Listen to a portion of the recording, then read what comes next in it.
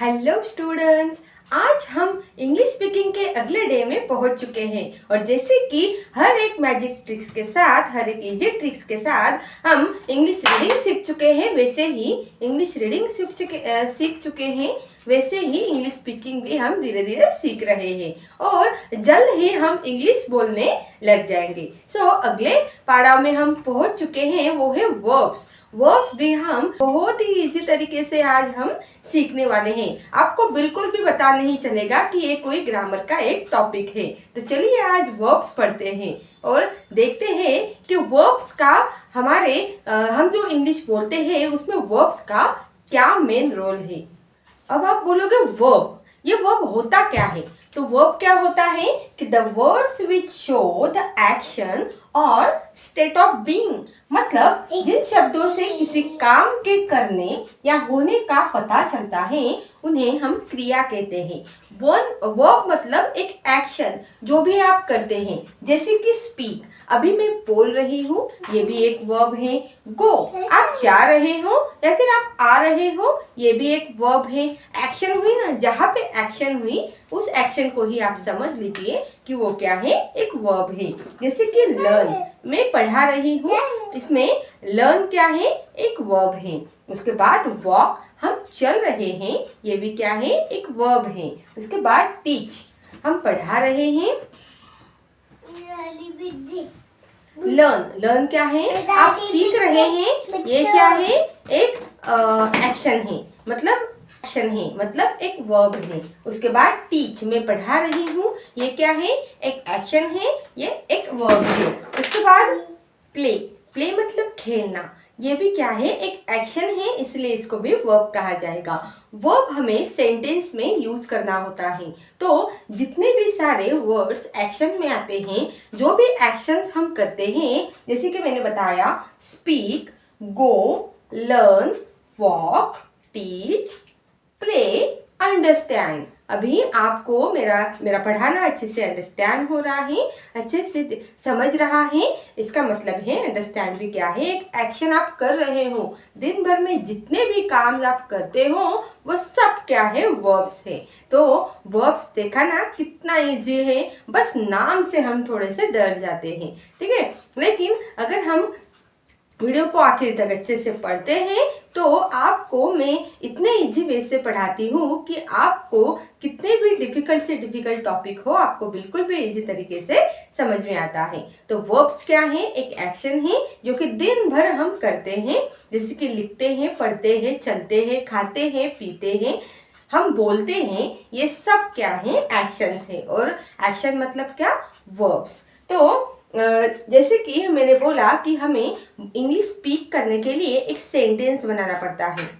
तो सेंटेंस कैसे बनता है? तो सबसे पहले सेंटेंस में आता है सब्जेक्ट, उसके बाद आता है वर्ब, जैसे कि अभी हमने उसको पढ़ा। उसके बाद आता है ऑब्जेक्ट। सब्जेक्ट कौन होते हैं? हम, मतलब ये वो आई भी हो सकता है, सामने वाला लड़का ही भी हो सकता है, या फिर लड़की शी भी हो सकती है, या फिर वी हम सब भी हो सकते हैं, या फिर आप यू भी हो सकते हैं। तो सब्जेक्ट में ये सब आता है, ठीक है। कोई भी पर्सन या फिर किसी भी चीज का नाम सब्जेक्ट में आता है। उसके बाद आता है हमारा वर्ब। अगर हम कोई एक्शन कर रहे हैं तो हमें सब्जेक्ट के बाद उसे लिखना पड़ता है। उसके बाद आता है ऑब्जेक्ट। ऑब्जेक्ट में हम जो भी कर्म कर रहे हैं, ऑब्जेक्ट वो हमारा आता है। वो कैसे, वो हम बहुत सारे एग्जांपल्स के साथ आगे पढ़ने वाले हैं। बस आप वीडियो को लास्ट तक देखिए और फिर देखिए कि आपके वर्ब्स के कंसेप्ट कैसे क्लियर नहीं होते। उसके बाद अगर हम यहाँ पे देखें, एक एग्जाम्पल मैंने ऐसे लिया है, एक एग्जाम्पल लिया है कि शी इज अ टीचर। अभी इस एग्जाम्पल को अगर आप अच्छे से देखोगे तो यहाँ पे कोई एक्शन तो आया ही नहीं है, मतलब कोई वर्ब तो आया ही नहीं है। दिख रहा है कि आपको कोई वर्ब नहीं। शी इज अ टीचर, इसमें कोई भी वर्ब हमें नहीं दिखाई दे रहा है, लेकिन एक ऐसी चीज यहाँ पे न्यू दिखाई दे रही है। तो ये क्या है, आईएस इज। तो ये क्या है, ये भी एक वर्ब है। तो जहाँ पे ऐसे एक्शन वर्ड्स नहीं होते हैं वहाँ पे ऐसे हेल्पिंग वर्ब्स का यूज करते हैं। अगर हमने इसका यूज नहीं किया तो देखिए सेंटेंस कैसे बनेगा। शी अ टीचर, क्या शी अ टीचर, क्या वो टीचर, क्या कोई सेंटेंस का मतलब ही नहीं निकल रहा है, इसलिए इस हेल्पिंग वर्ब्स का हमें यूज करना पड़ता है। और ऐसे बहुत सारे हेल्पिंग वर्ब्स है जो कि हमने उसके सेपरेट लेक्चर बना के दिखाया है। सेपरेट लेक्चर में आपको मैं बताने वाली हूँ। और इतने इजी तरीके से मैंने आपको उसमें समझाया है कि आप कभी मतलब आपने कभी सोचा नहीं होगा कि जिन हेल्पिंग वर्ब्स को आप पहली बार पढ़ रहे हो या फिर कहीं देखा है वो इतने इजी तरीके से सीखे जा सकते हैं। तो इस नेक्स्ट सेशन है वो देखना मत भूलिएगा। सो यहाँ पे मैंने जैसे कि बोला आपको शी इज अ टीचर, ये एक क्या शी इज अ टीचर ये एक सेंटेंस है और इस सेंटेंस में एक्शन मतलब वर्ब नहीं आया है, लेकिन इसीलिए हमने हेल्पिंग वर्ब लिया है ताकि हम क्या बोलना चाह रहे हैं वो सामने वाले को समझ में आए। सो वर्ब जैसे कि हमने सीखा कि वर्ब दो प्रकार के होते हैं, दो टाइप्स के होते हैं, हेल्पिंग वर्ब और एक्शन वर्ब। हेल्पिंग वर्ब हमें क्या दिखाता है? हेल्पिंग वर्ब हमें दिखाता है, हेल्पिंग वर्ब होता है हेल्प करने के लिए, और एक्शन वर्ब होता है एक्शन दिखाने के लिए। एक्शन वर्ब हमने बहुत सारे देखे कि एक्शन वर्ब किस प्रकार के होते हैं, और हेल्पिंग वर्ब होते हैं हेल्प करने के लिए, जो एक सेंटेंस में हमने सीखा है। उसके बाद अगर मैं कुछ एग्जाम्पल्स मैंने लिए हैं, उस एग्जाम्पल से अगर हम देखें तो फर्स्ट एग्जाम्पल यहाँ पे मैंने दिया है, राज इज इन आगरा। अभी यहाँ पे भी जैसे कि यहाँ पे एक्शन दिखाई दे रही है क्या? नहीं, लेकिन वो जो एक्शन है उस एक्शन की जगह पे ये जो है इज ये लगा है, उसी वर्ब के जगह पे आप फिर से याद कीजिए, मैंने सेंटेंस बनाने का फॉर्मूला क्या बताया था? Subject plus verb plus object, ये बताया था। तो राज क्या हुआ हमारा? राज हो गया हमारा सब्जेक्ट, और इज क्या है हमारा? इज हमारा यहाँ पे एक्शन नहीं है, तो ये जो इज है हेल्पिंग वर्ब वो हमारा वर्ब होगा, और ऑब्जेक्ट क्या है? वो ऑब्जेक्ट है आगरा। ठीक है, तो इस तरह से सेंटेंस को बनाया जाता है, और अगर इस तरह से आप याद रखोगे तो आप जरूर खुद से भी बनाते पाओगे, बहुत इजी है। ठीक है, तो इज क्या है यहाँ पे हमारा है हेल्पिंग वर्ब इस सेंटेंस में लगा है। ठीक है, उसके बाद अगर नेक्स्ट सेंटेंस में हम देखेंगे तो नेक्स्ट सेंटेंस में क्या बताया गया है? नेक्स्ट सेंटेंस में बताया गया है राज वेंट टू आगरा। यहाँ पे राज क्या है? राज है हमारा सब्जेक्ट, और फिर से यहाँ पे ऑब्जेक्ट वर्ब जो है एक्शन यहाँ पे नहीं आया है, एक्शन वर्ब की जगह पे आया है ये वेंट। तो वेंट पे क्या हो जाएगा? हमारा हो जाएगा हेल्पिंग वर्ब। ठीक है, तो वेंट क्या है? हमारा हेल्पिंग वर्ब। अगर हम इसे यूज नहीं करते तो सेंटेंस का मतलब ही हमें समझ में नहीं आता। ठीक है, उसके बाद टू आगरा क्या हो गया हमारा? ऑब्जेक्ट। अगर हम तीसरे सेंटेंस में, तीसरे एग्जाम्पल में अच्छे से देखें तो राज इज गोइंग टू आगरा। राज क्या कर रहा है? आगरा जा रहा है। अभी यहाँ पे आप अच्छे से देखिए, यहाँ पे हमने राज एक सब्जेक्ट को यूज किया है, उसके बाद यहाँ पे अगर आप देखोगे तो यहाँ पे हेल्पिंग वर्ब भी है और एक्शन वर्ब भी है, दोनों लग गए। ठीक है, तो इसका मतलब ये है कि हम दोनों लगा के भी सेंटेंस बना सकते हैं। राज इस क्या हो गया? हेल्पिंग वर्ब हो गया हमारा, ये हो गया हेल्पिंग वर्ब। और गोइंग टू, गो मतलब जाना, ये हम सीख चुके हैं पिछले सेशन में कि गो मतलब क्या होता है? जाना होता है। तो गो एक जाना मतलब एक एक्शन हो रही है, तो एक्शन वर्ब भी यहाँ पे यूज हो रहा है। तो इसका मतलब ये है कि इस सेंटेंस में हेल्पिंग वर्ब भी यूज हुआ है और एक्शन वर्ब भी यूज हुआ है, और लास्ट में हमारा जो आता है वो है एज यूजुअल ऑब्जेक्ट। ठीक है, सो इस तरह से सेंटेंस बनाए जाते हैं। और सेंटेंस में अगर वर्ब ना हो तो उस सेंटेंस का क्या फायदा? अगर हमें सिर्फ आपको बोलूंगी कि मैं पढ़ा,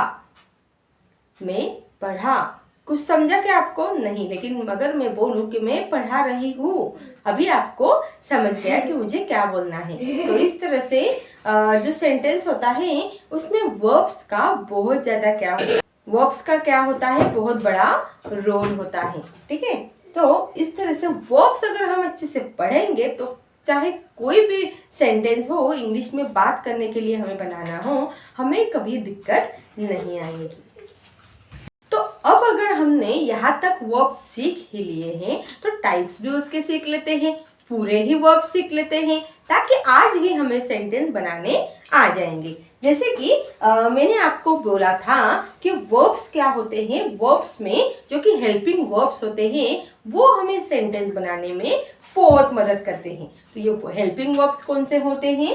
तो हेल्पिंग वर्ब्स में अगर डू आए, इसका मतलब होता है करना। ठीक है, और बी के जो ये होते हैं जिससे हमें पता चलता है कि हम अभी के बारे में बात कर रहे हैं, कल के बारे में बात कर रहे हैं या फिर आगे जो होने वाला है उसके बारे में हम बात कर रहे हैं। ये हमें किन हेल्पिंग वर्ब से पता चलता है? तो अगर इज एम अगर आता है तो इसका मतलब है कि अभी के बारे में हम बात कर रहे हैं, और वॉज वर अगर हम बोलेंगे तो मतलब वो हो चुका है, या फिर शॉल विल भी होता है, बिन भी होता है, जो कि हम आगे होने वाले में होने केस में यूज करते हैं। ठीक है, तो ऐसे बहुत सारे हेल्पिंग वर्ब्स है जिसमें पूरा एक डिटेल का वीडियो मैंने आपके लिए बना के रखा है, वो भी मैं जल्द आपके लिए लाने वाली हूँ। सो हैव के लिए हम हैज, हैव, हैड इस हेल्पिंग वर्ब को इस्तेमाल करते हैं। ठीक है, तो आपको बिल्कुल भी टेंशन लेने की जरूरत नहीं है इन सबको पढ़ने के बाद कि मैम कहाँ पे कौन सा हेल्पिंग वर्ब यूज किया जाए। तो ये मैंने बहुत ही इजी और मैजिक ट्रिक्स के साथ आपको सिखाया है, इसलिए आपको ये सब पढ़ के बिल्कुल भी टेंशन लेने की जरूरत नहीं है कि इसको कैसे यूज किया जाए। उसके बाद मॉडल वर्ब अगर हम बोले तो मॉडल वर्ब कौन से होते हैं? मॉडल वर्ब्स होते हैं कैन, मे, वुल और कुड। ये सब मैं आपको सिर्फ जानकारी के लिए बता रही हूँ कि वर्ब्स इस तरह के होते हैं। इतने सारे वर्ड्स होते हैं वर्ब्स जो कि हमें सेंटेंस बनाने के लिए बहुत ज्यादा हेल्प करते हैं। सो ये सब हम सीखने वाले हैं। अब वर्ब में आप सुन के शॉक हो जाएंगे कि दो तरह के वर्ब्स भी होते हैं, जैसे कि ट्रांजिटिव वर्ब और इनट्रांजिटिव वर्ब। ऐसे दो सेंटेंस भी होते हैं। तो ट्रांजिटिव वर्ब मतलब क्या? जिनको वाक्य को पूरा अर्थ बताने के लिए जिन्हें ऑब्जेक्ट की जरूरत होती है, ऐसे सेंटेंस जिन्हें अगर हम बोलते हैं तो उसे पूरे तरीके से मीनिंगफुल, मतलब सामने वाले को समझेगा। अगर इस तरह से हमें बोलना है तो वहां पे ऑब्जेक्ट की जरूरत पड़ती है। लेकिन इनट्रांजिटिव वर्ब की अगर हम बात करें तो इनट्रांजिटिव वर्ब क्या होते हैं? जहाँ पे ऑब्जेक्ट की जरूरत पड़ती ही नहीं है, तो फिर भी उसका कंप्लीट मीनिंग हमें लग जाता है। तो ट्रांजिटिव वर्ब में हमें कंप्लीट मीनिंग लगने के लिए ऑब्जेक्ट की जरूरत पड़ती है। जैसे कि मैंने एग्जाम्पल में आपको बताया है, सुधा लव्स आइसक्रीम। सुधा को क्या पसंद है? आइसक्रीम पसंद है। तो यहाँ पे आइसक्रीम क्या हो गया? उसका ऑब्जेक्ट हो। सुधा को क्या पसंद है? सुधा को पसंद है आइसक्रीम। सुधा को पसंद है आइसक्रीम। यहाँ पे सुधा जो है, जैसे कि हमें पता है ये एक सब्जेक्ट है, और लव्स आइसक्रीम क्या हो गया? यहाँ पे एक ऑब्जेक्ट है, और लव्स क्या है? हमारा वर्ब। जैसे कि अगला सेंटेंस हम देखेंगे, आई कॉट द बॉल। यहाँ पे कैच की जगह पे कॉट यूज किया है, ये वर्ब का दूसरा टाइप है। तो ये भी वर्ब्स में आपको कैसे लर्न करने हैं वो भी मैं आपको वीडियो में बता दूंगी, उसकी टेंशन भी लेने की आपको बिल्कुल भी जरूरत नहीं है। आप अगर मेरे चैनल से जुड़े हैं तो आपको इंग्लिश स्पीकिंग करने के लिए जो भी ग्रामर लगता है, जो भी सारी चीजें लगती है, वो सीखने के लिए आपको हमेशा रटने की जरूरत नहीं पड़ेगी। ठीक है, आपको ये पता है, अभी तक जिन्होंने मेरे सारे सेशन अटेंड किए हैं उनको तो ये समझ में आ ही गया होगा। तीसरा जो हमारा सेंटेंस है वो है Shyam sent the toys. Shyam ने क्या किए? टॉयज जो है, खिलौने जो है वो भेजे। तो सेंट क्या हो गया है? विथ वर्ब है। टॉयज क्या है? ऑब्जेक्ट है। तो इन सारे सेंटेंस को कंप्लीट करने के लिए हमें ऑब्जेक्ट की जरूरत पड़ी, लेकिन इंट्रांजिटिव सेंटेंस में हमें अभी हम देखेंगे कि हमें ऑब्जेक्ट की जरूरत ही नहीं है। और इंट्रांजिटिव वर्ब क्या है? तो इंट्रांजिटिव वर्ब में जैसे कि आप देख सकते हो कुछ ही शब्दों में क्या हो रहा है, सेंटेंस कंप्लीट हो रहा है, हमें ऑब्जेक्ट की जरूरत भी नहीं पड़ रही है। जैसे कि दे जंप, वो कूद रहे हैं। द thief ran, चोर भाग गया। शी sang, वो गा रही है। यहाँ पे हमें किसी भी वर्ब की या फिर ऑब्जेक्ट की जरूरत ही नहीं। तो ऐसे होते हैं इंट्रांजिटिव वर्ब। वर्ब्स के और दो टाइप हैं, वो है फिनाइट वर्ब्स और नॉन फिनाइट वर्ब्स। अब ये फिनाइट और नॉन फिनाइट क्या होते हैं? कुछ नहीं होते हैं। दुनिया के सारे सेंटेंस क्या होते हैं, उसमें फिनाइट वर्ब्स आते हैं। किसी भी सेंटेंस कोई भी आप उठा लो, वो सारे क्या है? फिनाइट वर्ब्स हैं। जैसे कि ही स्पोक टू मी, वो मुझसे क्या कर रहा है? बात कर रहा है। इसमें स्पोक क्या हो गया? स्पोक हो गया फिनाइट वर्ब। उसके बाद a boy's best friend is his mother, वो जो लड़के हैं वो क्या है? उसके बेस्ट फ्रेंड हैं। तो इसमें इज क्या हो गया? इज हो गए फिनाइट वर्ब्स। उसके बाद she is a good teacher, वो क्या है? एक बहुत अच्छी टीचर है। तो इसमें इज क्या है? इज है फिनाइट वर्ब्स। मतलब दुनिया के सारे सेंटेंस आप ले लो, वो सारे के सारे क्या है? फिनाइट वर्ब्स है। उसके बाद इन नॉन फिनाइट वर्ब्स क्या होते हैं? तो नॉन फिनाइट्स फिनाइट के पूरी तरीके से अलग होते हैं। इसमें किसी भी पर्सन या फिर प्लेस का इस्तेमाल नहीं किया जाता है। जैसे कि I hate eating junk food, मुझे जंक फूड खाना बिल्कुल भी पसंद नहीं है। तो अगर किसी वर्ब में लास्ट में ing लगता है, इसका मतलब ये है कि ये नॉन फिनाइट वर्ब से। उसके बाद she reject to drink water, अगर किसी वर्ब में, एक्शन वर्ब में पहले टू आता है तो वो हो गया नॉन फिनाइट वर्ब्स। उसके बाद he has baked a cake, अगर किसी वर्ब में लास्ट में ईडी लगता है मतलब वो पास्ट पार्टिसिपल है, इस तो वो हो गया नॉन फिनाइट वर्ब। तो दुनिया के जितने भी सेंटेंस है वो फिनाइट और नॉन फिनाइट होते हैं। टेंशन लेने की बिल्कुल भी जरूरत नहीं है। ये उन बच्चों के लिए है जो कि एग्जाम की प्रिपरेशंस कर रहे हैं, उनके लिए ये सारे टाइप्स हैं। वरना स्पीकिंग में हम फ्रैंकली किसी भी सेंटेंस को अच्छी तरीके से, जैसे मैंने आपको पढ़ाया है वैसे आप बना के बोल सकते हो। इस तरह के जो भी वर्ब्स के सारे टाइप्स हैं वो हम सीख चुके हैं। आज का सेशन आपको कैसा लगा, मुझे लाइक और कमेंट करके ज़रूर बताइए। और ऐसे ही अगले सेशंस को देखने के लिए और मेरे साथ इंग्लिश स्पीकिंग की रोज़ पढ़ाई करने के लिए और बिल्कुल बिना रटे फ्लुएंटली इंग्लिश बोलने के लिए मेरे चैनल को सब्सक्राइब करना मत भूलिए। तो मिलते हैं अगले सेशन में, तब तक के लिए अपना ख्याल रखिए। Bye bye.